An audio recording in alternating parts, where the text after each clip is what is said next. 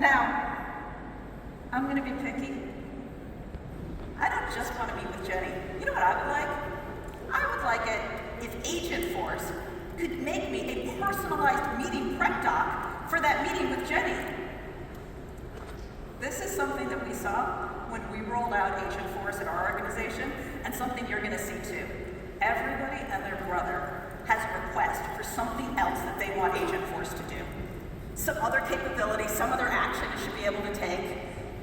And this is the true power of a deeply unified platform. Because we can add these capabilities, and the data, the actions, the trust are already connected. So let's see how we do that. And to do that, I've got Lynn over here at the demo desk, and Lynn is going to play the role of an admin in our organization. And she is going to help us add the ability to create that personalized meeting prep doc. Now, what she's done here, she's opened up our agent builder, and here we can see our agent. It's the opportunity analyst agent. Every agent has a description, it has a role. This is just like an employee in your organization. It tells us who they are and what they do. It also has channels. You saw me earlier talking to it in Slack. This agent can also talk over email or Facebook Messenger or voice. And the real heart of the agent is this list of topics. These are the skills that the agent has. Here we see some that Lynn built, and some that ship out of the box. So let's see here. If you look at those topics, quote summary. Quote summary is an example of a topic that ships with Financial Services Cloud. And all of it is extensible. So Lynn can go in here and say, I'm going to create a new topic. Alice asked me to go make a personalized meeting prep. And the way we build things with AI is different. We're not going to do a lot of clicking. There's no decision trees here. She's just going to go through and explain in natural language what she wants. Here she wants to create personalized, data-driven agendas. She wants to pull in the CRM data. She wants to pull in our past interactions. Maybe she wants to do some market research or competitive research. Maybe next best product that we want to recommend. She's just going to say, this is what we want to do. Then she clicks next, and the AI is automatically going to turn that into a list of instructions to the agent about how they should handle this topic. She can edit these, and I want to point out one of these instructions. Do you see that last instruction right there? This is important. This is part of those guardrails I talked about earlier. You don't just tell the agent what you want it to do. You also get to tell the agent what you don't want it to do. So in this case, we don't want this particular agent to talk about compliance or regulatory guidelines. Instead, we'd like that to tell them to consult a qualified professional. But this is an area where you're in control. This is important when you're rolling out enterprise solutions. Okay, so let's go ahead and click next. Now's the fun part. We get to add a bunch of actions. And these actions, like I said, they're all the built-in actions, but they're also the actions that you've already built in your organization. I know a lot of you have built a lot of flows. You have a lot of APIs. Maybe some of them are managed by MuleSoft. You have Apex in your organization. All of those are natively available here, so you can use those actions as part of building new capabilities in your agent. So Lynn can pick an action she's already built. She can create new actions. We're going to select a bunch of actions here. And now, what we get to do is we get to look at the things that the AI has built for us, and we can edit and review those and make sure those are what we want. And the fun part, we can start testing out this agent's capabilities. So, Lynn, you want to ask it to make a meeting prep doc? Okay, I'm doing for Melissa. So what happens on the right is you're seeing it actually create the meeting prep doc. But what I really want you to look at is that column on the left there. Because this is what we can see. This is where we can see what Agentforce is doing behind the scenes. So as a builder, you want to be able to look at what's it actually doing with that input?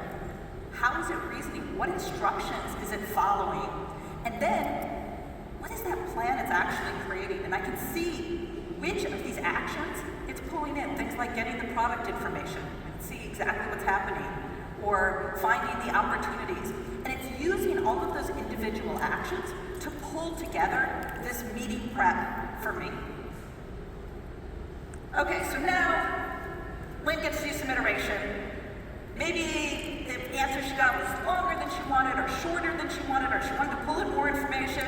She gets to edit and play with it, and when she's got what she wants, she can use the standard software development lifecycle tools to push this to production, so that I, as the wholesaler, now don't just know that I should meet with Jenny today, I know exactly what I should talk about when I meet with Jenny today. So let's get a prep doc. Okay, so we should follow up on some customers. We should talk about this new annuity package option. Great. I am ready for this meeting. So I'm going to head over to my meeting. And of course, the meeting's going to go super well. We're going to rock it. It's going to be great. But I've only got 10 minutes between this meeting and my next meeting. Now, I've got 2 teenagers at home, and they could probably type an essay on their phone in 10 minutes. I can't.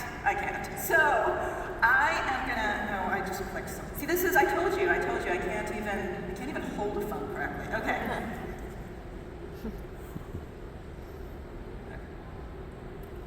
Just got done with my meeting with Jenny. So she's got 2 clients who are in closing stages. She's got a new customer, Emily Lawson, who's interested in annuities and strategic investing. And she asked me to send over her a draft annuities proposal.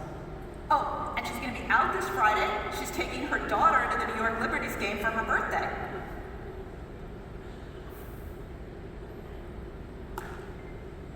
Great. I just told Agentforce what I needed to do. Now I can head on over to my next meeting. And in the background, you can take that phone. In the background, Agentforce is using all that information. It's taking it, it's uploading it all, it's updating my CRM fields, it's updating the interest, and in fact, it's creating a new business relationship plan. So now, at the end of the day, after all my meetings, I get back to the office, and I can see this business relationship plan. And here, I've got a bunch of business insights about Jenny all in one place. I can see the top selling products, I can see the customer demographics, I can see related records like opportunities and cases, or custom objects that we track in our organization, like trainings. But what I want to do, I want to point out the top right there, because Agentforce has recommended some follow-up actions. Maybe I want to send a New York Liberties gift card to Jenny, really build that relationship. And it's drafted that annuity solution. Now, it didn't send it. That's another aspect of the guardrails. So when Lynn set this up, she said for these actions, we want a human in the loop. Before we actually send an annuity proposal, we want our wholesaler, me, to be able to look at it and say that's actually what I want to send. But it saves me a lot of time. So now I can take a look at it and just click send. That's pretty cool. And that is a modern wholesaler's day, where I can spend less time on the overhead and the manual work and more time on what matters. On sales, on advising, and on building relationships. This is the power of Agentforce. And I'm sure you want to hear more about how you get started on this now